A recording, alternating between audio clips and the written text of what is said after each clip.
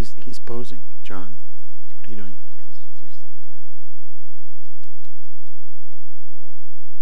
Don't throw anything down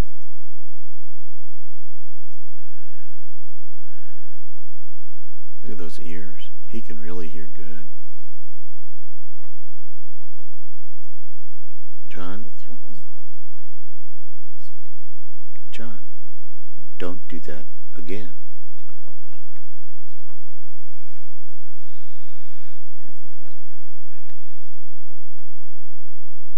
Goodbye, Mr. Deer. Stop moving. He's not going to get food from us. Good grass. Goodbye, Mr. Deer.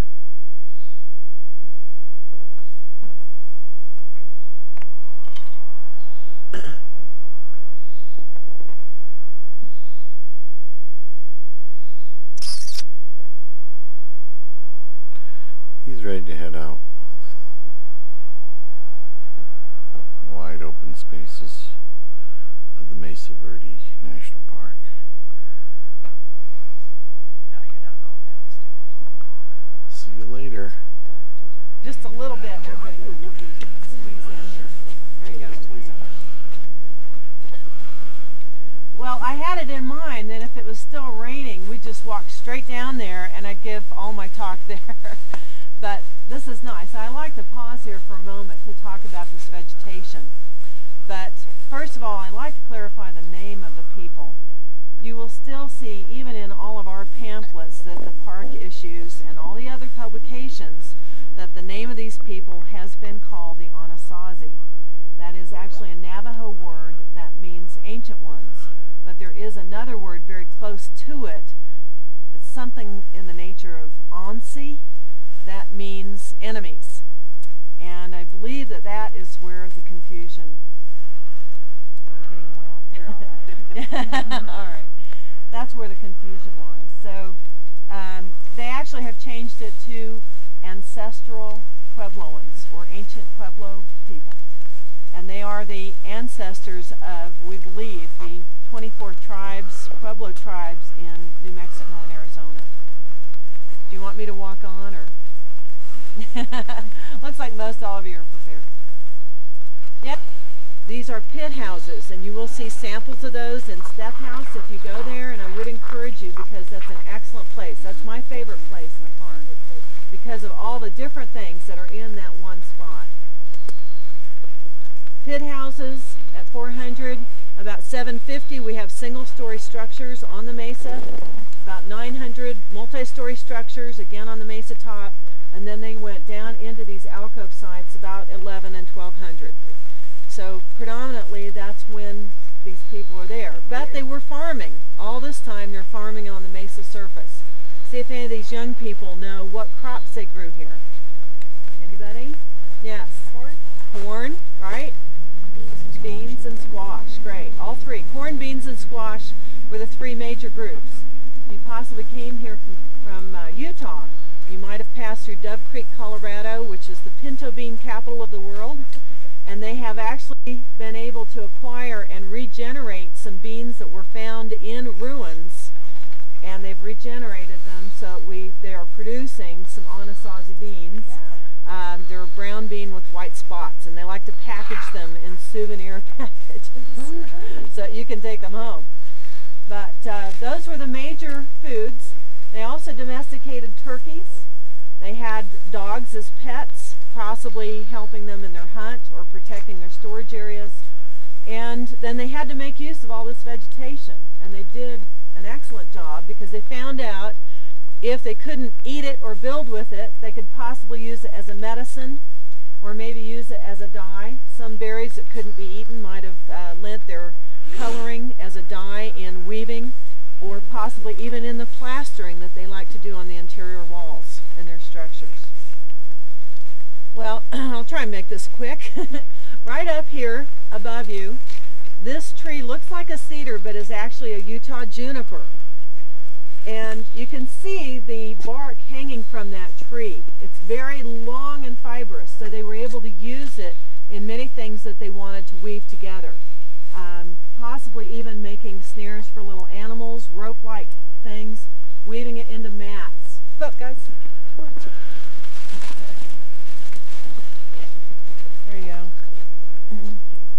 because you're a little bit shorter, everybody behind you can still see because they can see over the top of you. If you're not able to see it clearly, you will when you walk by. What I'm pointing out is this pile of rocks right here. It actually is a check dam, which is their means of stopping up water in these gully areas. There are at least 60 check dams here just near the Longhouse area. What they were doing is trying to take advantage of any kind of rain runoff water, and if they could stop it up just even briefly and make that soil a little more moist and fertile than the rest of the area, it just helped their crops that much more. They have found corn pollen in these check dams, so we definitely know that they were using them. If any of you are particularly interested in their farming procedures, on Chapin Mesa, if you possibly visit Farview Sites, is Mummy Lake, which is, trying to remember if it's several acres. They believe that at one time the walls were built up, I believe as far as 12 feet tall, but the archaeologists think that they may have only collected 18 inches of water in that dam at one time. But below that area, at Cedar Tree Tower, there are some terracing areas. So if you like to see their methods of farming, you might like to visit that site. Okay? Briefly, because it's just a nice view of this canyon. And you can also get an idea of how this burn reacted, or how the winds carried the fire, actually. As you look down here, you can see that there's a very large area where it burned. Right next to it is a very large area of green. A strip of burn, a strip of green, a strip of burn, a strip of green. And it really was just totally dependent on how the winds carried that fire through the area. And we're really lucky that it didn't damage any of the sites. And if you visit Step House, that's the site here, not very far from the parking lot, you will notice that it actually got up to some of our recently constructed walls, and it's burned that. It seems that what it does to the sandstone is it turns it a reddish color and it flakes off on the upper surface. But, and if you look right here, you can see that we're in the midst of a strip of green. It's like an oasis, and we're really lucky to be able to walk through this on our way down to Longhouse. With no one in this site, this is where I like to stop for a moment, so if you like pictures. Do we want to save it up? Yes. Okay.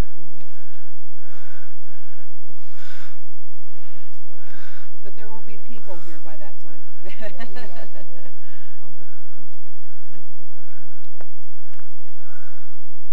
You're welcome to come up to the front of the group if you want to get a good picture.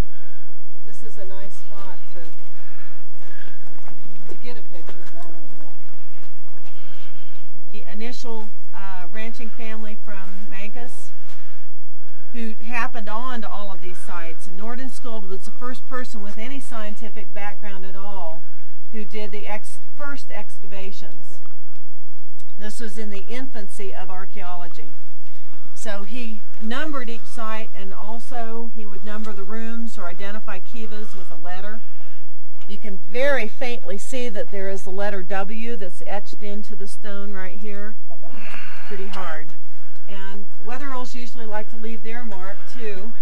If you go to Step House, you can see Clayton Wetherell's signature. It's very faint, but it's handwritten probably with a piece of chalk or something. Charcoal maybe. This site is very comparable to Cliff Palace for several reasons. It's 21 kivas and Cliff Palace says 23. We do think that this may have served the same or similar purpose on this mesa as Cliff Palace did for Chapin Mesa. That people in surrounding canyons might have come over here for ceremonies or trading, and because of the numbers of kivas and rooms, that was very possible. It's interesting, I'm always learning bits of information from people, and I can incorporate that many times into what I think about the sites and maybe relate it back to other people. And I had a gentleman on my tour just 2 weeks ago who commented that he was traveling Navajo tribes in the Southwest. He couldn't remember which tribe, but he said that he knew or learned that after they had had a ceremony in a kiva, that each person was supposed to go off to some secluded spot and pray or meditate, and that it would make a great deal of sense to have all of these rooms, even if these people didn't stay here, for them to each have a room to go to, that they might be able to do that.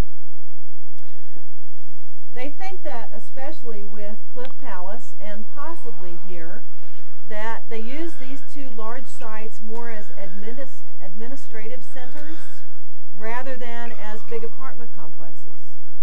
One of the things that hints at that is the lack of soot on the ceiling. And you can see in the main area there isn't much, but there is definitely more over to the far right. So, they would come in and take a lot out. Other people heard that they could do this too because there was nothing protecting these sites at that time. This is the 1890s. So we had a lot of pot hunters coming here, people rummaging through the sites, probably tearing down walls. There's even evidence of dynamite that was found here at Longhouse. So you can imagine that a lot has been lost here.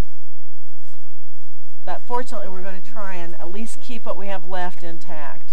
So, Now, what's the evidence that you have from these stories? Is it how? well, we'll be able to see a handprint on the upper, on part of the cliff when we get further over there. And at some places, you can see actually mortar on the upper ceiling. Just like at Balcony House, if any of you have been there, there is one particular spot where the soot is outlined by mortar.